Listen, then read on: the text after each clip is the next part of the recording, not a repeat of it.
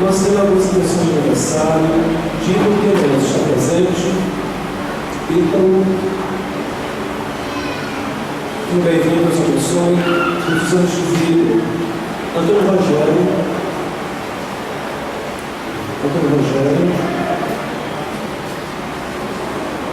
Deus abençoe o nome, precisamos de vida. Deus abençoe o guarda. Eu já saio da lei carro. Deus nos abençoe. Precisamos de vida. Deus abençoe muitas graças. Nós também queremos rezar de forma particular para nós comigo. Nós estamos reunidos em nome do Pai, do Filho e do Espírito Santo. A graça do nosso Senhor Jesus Cristo, o amor do Pai e a comunhão do Espírito Santo estejam convosco. Diante do altar do Senhor, queremos pedir perdão dos nossos pecados. Hoje, por este Evangelho, nosso Senhor expulsa os religiosos do templo, que diz e exorta para não fazer da casa de Deus uma casa de comércio. Nós queremos pedir perdão por todas as vezes que comercializamos a nossa relação com Deus, por escondemos o pedido de perdão.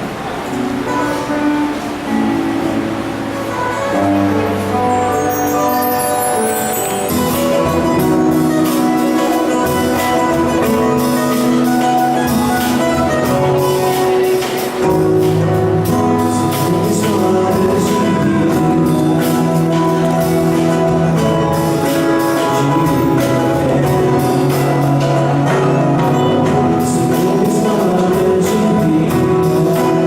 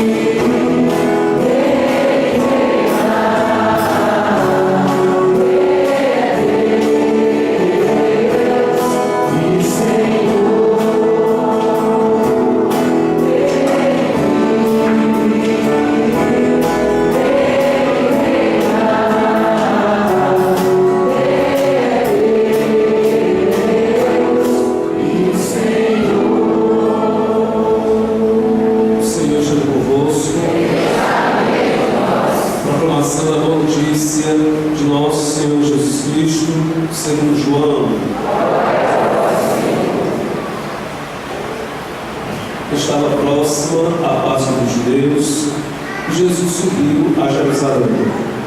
No templo, encontrou os vendedores de bois, ovelhas e pombas, e os cambistas que estavam ali sentados. Fez então um chicote de cordas e expulsou todos do templo.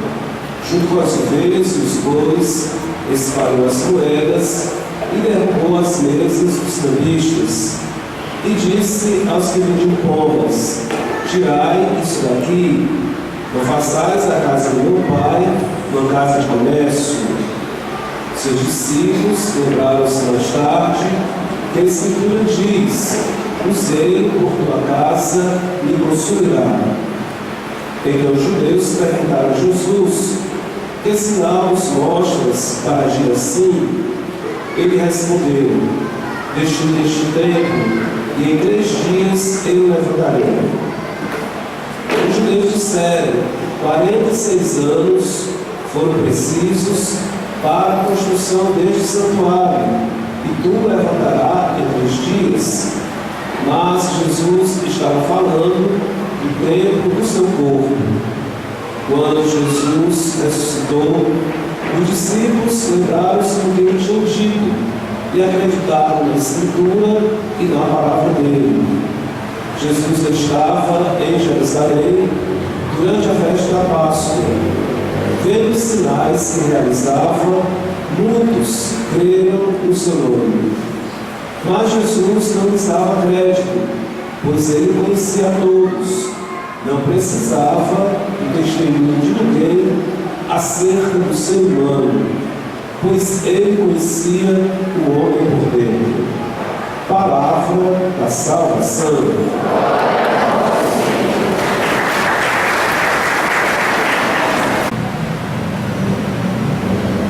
Na comunidade nós estamos dentro da Quaresma, nos aproximando da Páscoa do Senhor, para celebrar a morte e a ressurreição de Cristo. Mas, na verdade, este fato que nós hoje escutamos nosso Senhor expulsando os vendedores do templo, nós podemos dizer que o texto já antecipou a Semana Santa, porque esse fato acontece dentro daquela semana que o Cristo foi pela última vez lá para Jerusalém, quando ele foi preso, condenado à morte, morreu e depois ressuscitou. Então nós estamos em um momento muito particular, porque também estas palavras do Senhor foram palavras utilizadas dentro do processo de Cristo para incriminá-lo, apesar de não ter sido suficiente para, através dessas palavras, levar o Cristo à morte. O que levou mesmo o Senhor à morte foi o sumo sacerdote e o povo considerar que ele estava blasfemando, afirmando ser o Messias, o Filho de Deus. Mas este fato aqui, quando o Senhor expulsa os vendedores do templo, é um grande choque, porque está acontecendo o período da Páscoa. O povo, os peregrinos, foram todos lá para Jerusalém. Também na fortaleza antoniana, de lado de Jerusalém, de lado do templo, havia uma guarda romana pronto para reprimir qualquer rebelião, revolta popular que pudesse existir durante o tempo da Páscoa. Porque o tempo da Páscoa era o tempo de profunda subversão. Ora, se a Páscoa comemorava que eles tinham sido escravos no Egito e conseguiram a libertação lá do Egito, todas as vezes que os judeus celebravam a Páscoa do Senhor, alimentava-se neles a esperança que eles poderiam ter dias melhores e se libertar do opressor. Acontece que nós temos um registro muito específico lá no Antigo Testamento, no livro do Êxodo, quando se faz as narrativas da Páscoa. Quando acontece a Páscoa lá no Egito, o povo hebreu se libertando do poderio, do domínio de Faraó, dos egípcios, eles se libertam sem pegar as armas. A primeira libertação revelação, a primeira Páscoa, é uma Páscoa sem guerra, é uma Páscoa sem derramamento de sangue por parte dos hebreus. Que os hebreus foram pedir, através de Moisés, para Faraó, é que eles pudessem ir para o deserto rezar. Só que o povo do Egito sabia que se eles fossem ao deserto, eles poderiam fugir. Então, a grande motivação o grande motivo e a razão que eles tiveram para poder sair do Egito era o momento de oração. Não foi que eles saíram de lá para ir nas armas. Depois nós temos, então, eles saindo do Egito, atravessando o Mar Vermelho, mas parece que se fala de armas quando se fala por parte do povo do Egito. Os cavalos, soldados e cavaleiros, dá a entender uma estrutura de guerra, mas nós não temos uma narrativa de guerra na primeira Páscoa. Apesar do povo judeu, quando celebrava a Páscoa, e no caso ali da dominação romana, eles estavam prontos para pegar nas armas, para poder se libertar daquele domínio, e esperavam a grande chamada do Messias para unir o povo, para poder libertar o povo da dominação romana. Então alguns consideram que quando nosso Senhor chegou aqui no templo de Jerusalém, expulsando os vendedores do templo, ele fez uma coisa como que revolucionária. Alguns entendem aqui até o Cristo violento, um Cristo que estaria atendendo às necessidades de armas do povo que queria se libertar do poderio romano. Mas também tem outras coisas. Existem outras coisas que nós não podemos ler o fato isolado. Nós temos a famosa entrada do Senhor em Jerusalém, que nós vamos celebrar no domingo de Ramos. Ora, se o Senhor desejasse manifestar o Cristo guerreiro, o Messias guerreiro, ele não iria entrar em Jerusalém montado no jumentinho, mas iria montado no cavalo, porque o jumentinho expressa um pouco a pequenez, a humildade, a impossibilidade de se defender diante das armas. O jumento ali é símbolo do Cristo. Ele veio anunciar a paz e que o seu reino não é feito com derramamento de sangue, nem mesmo do inimigo. Então, não podemos ler este fato aqui do Senhor como muitos tendem e vendem nos comércios, nas televisões. Existe um livro que é famoso ultimamente, que tem vendido muito, Jesus é Nota, que é nessa perspectiva de apresentar que o Senhor está aqui organizando uma espécie de revolução. Mas tomemos aqui o interesse do Senhor por aquilo que Ele está fazendo, que é o cuidado com a casa de Deus, que é o cuidado com o templo. Ele chega no templo, que era uma grande estrutura, que havia de oração e para a peregrinação dos judeus. Lá se imolavam cordeiros e mais cordeiros para os sacrifícios de Páscoa. Então, quando o Senhor entra lá, em vez de encontrar um local de oração, o pessoal está fazendo lá farra, vendendo coisas dentro do templo, vendendo os animais do sacrifício, as pombas, as ovelhas, campistas, dinheiro. Quer dizer, parecia muito mais um lugar de comércio do que mesmo um local de oração, um local tão especial para a oração que nós aqui não temos esse texto, mas os outros evangelhos, o Cristo vai dizer: não vai sair da casa de meu pai, uma casa de comércio. A casa do meu pai não é uma casa de oração. O Senhor reivindica como espaço de oração o templo do Senhor. Então o Senhor se aborrece, e se Ele se aborrece, tem um sentido aqui profundo. Ora, os homens que estavam lá vendendo coisas, eles não estavam vendendo coisas para poder oferecer um sacrifício no templo? Não eram coisas religiosas para o templo poder funcionar?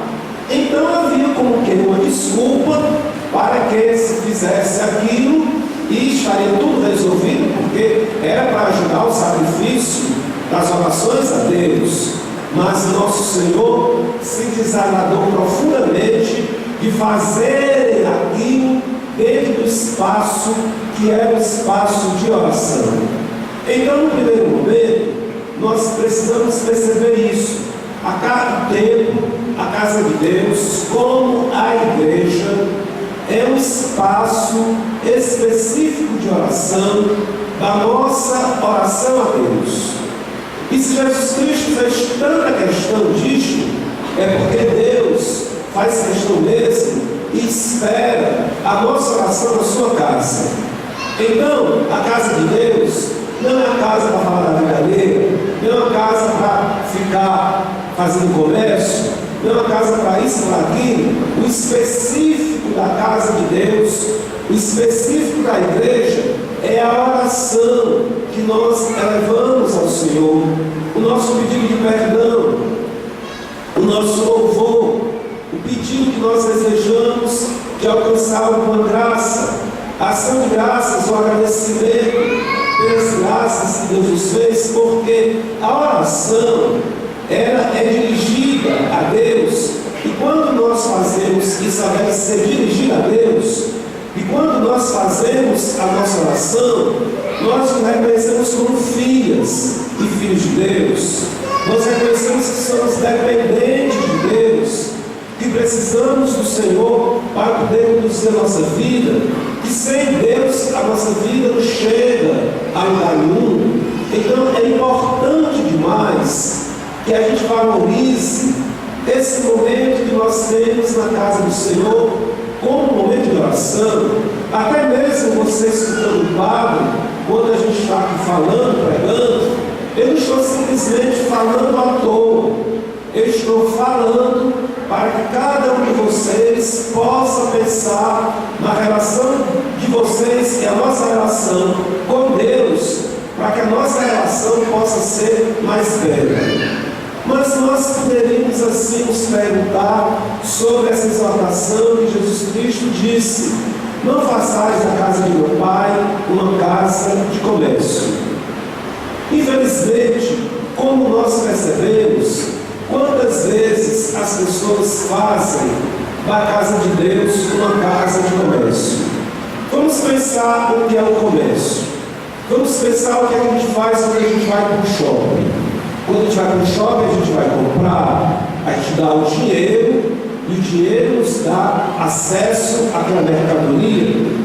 E porque eu pago com dinheiro, muitas vezes eu me sinto no direito de fazer diversas exigências a quem está me vendendo, até mesmo abusos eu faço com quem está me vendendo. Basta dizer que uma pessoa que vai para o comércio de roupas experimenta 20, 30, 40, 50 roupas e depois não leva nenhuma e vai ficar reclamando, não deixa de ser uma espécie de abuso.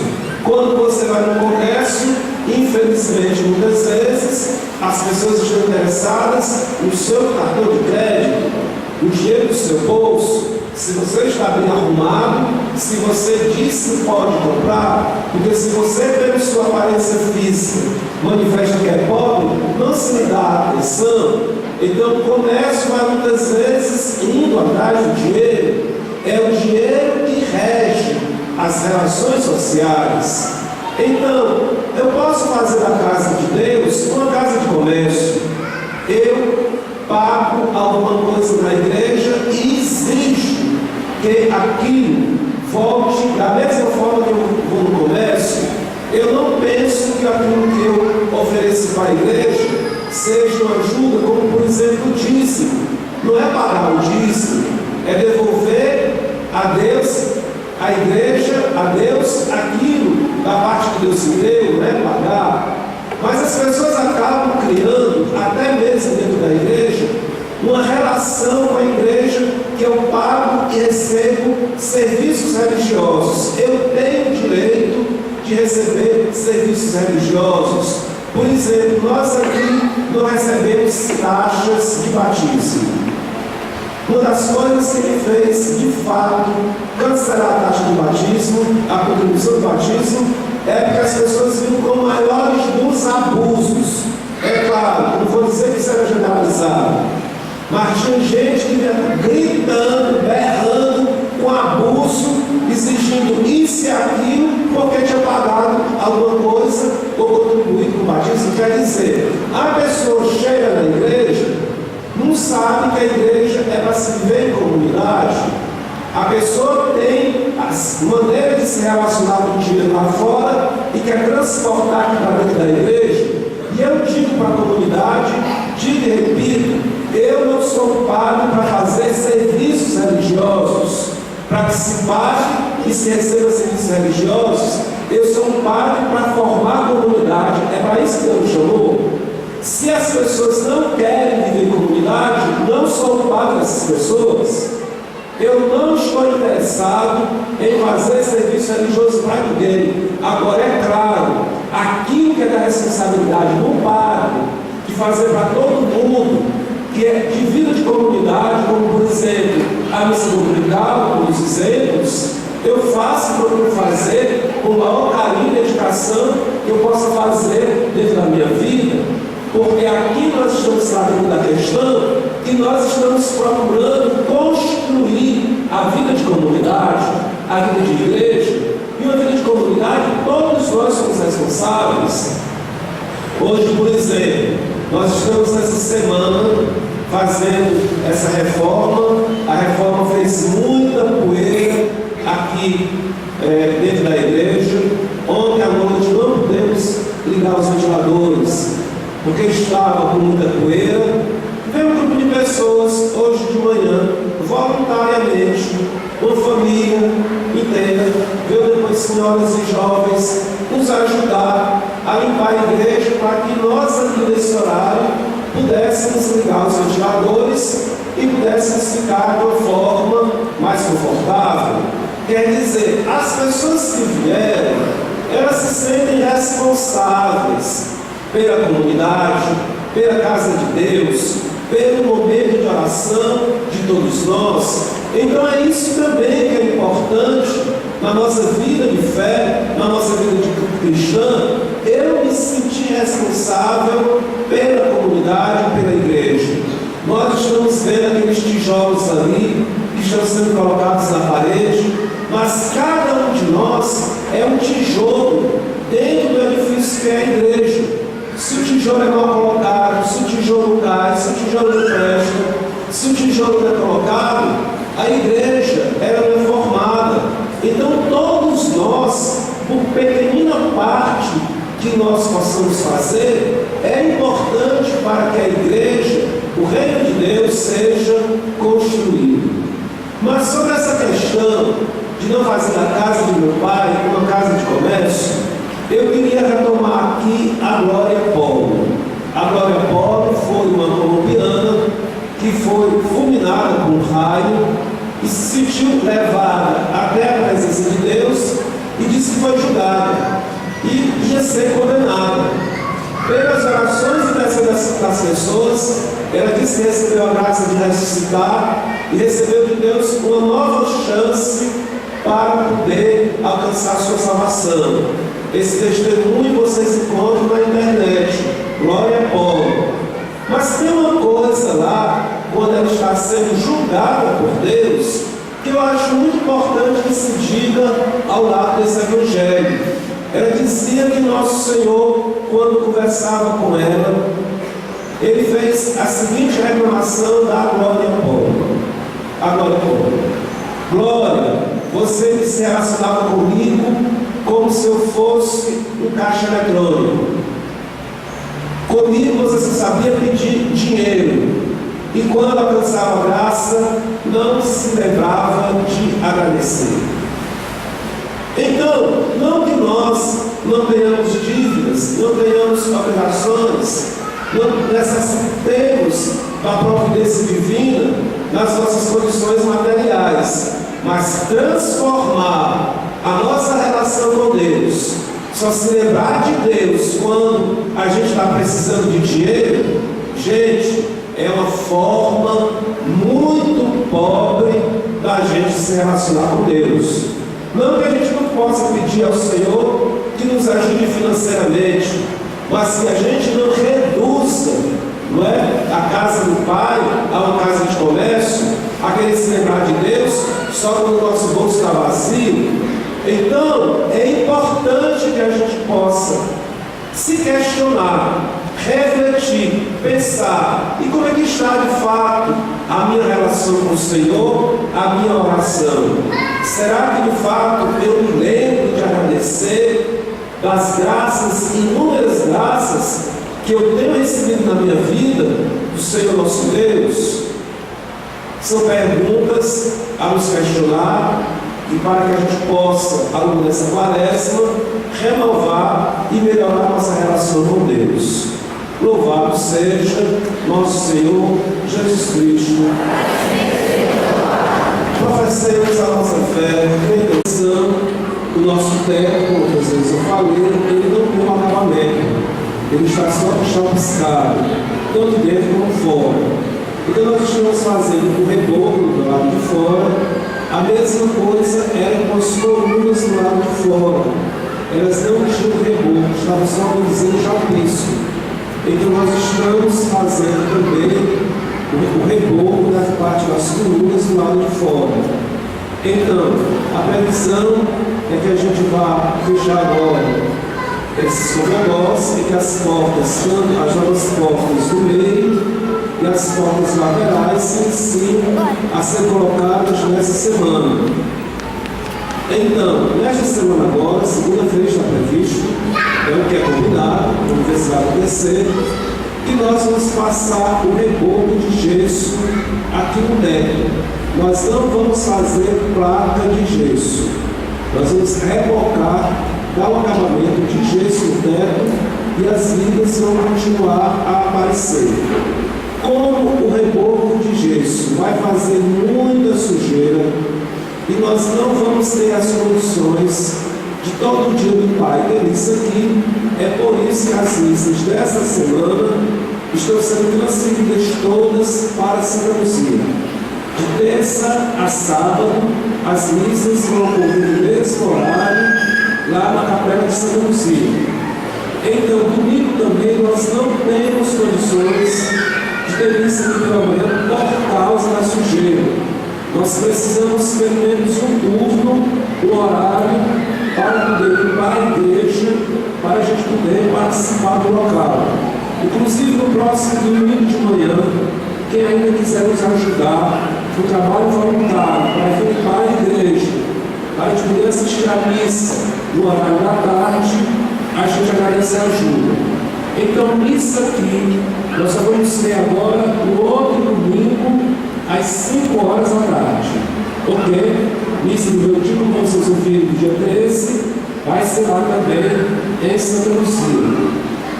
E com calma e com paciência, a gente vai administrando as dificuldades, sempre com penitência dessa quaresma. A previsão dessa parte do trabalho de reboco, o teto, é menos de 2 semanas.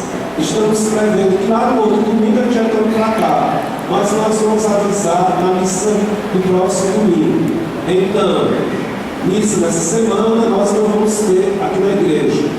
A igreja só vai funcionar a secretaria e a adoração do Santíssimo na sala das ordinárias. Queria convidar os aniversariantes para dar os parabéns. O Ícaro Queiroz, o Bruno Rogério e a Maria Carlos, por gentileza. Os aniversariantes vão se aproximar.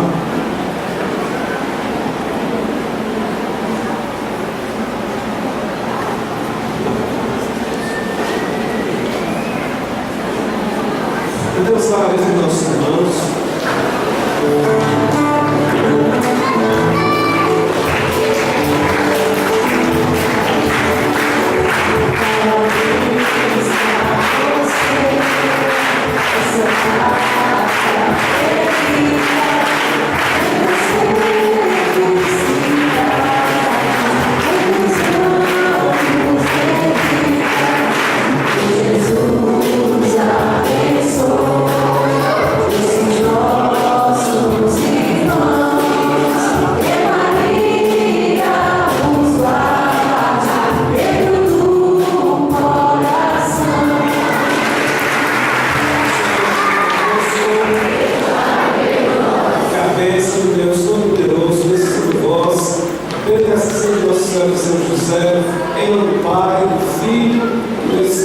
serve.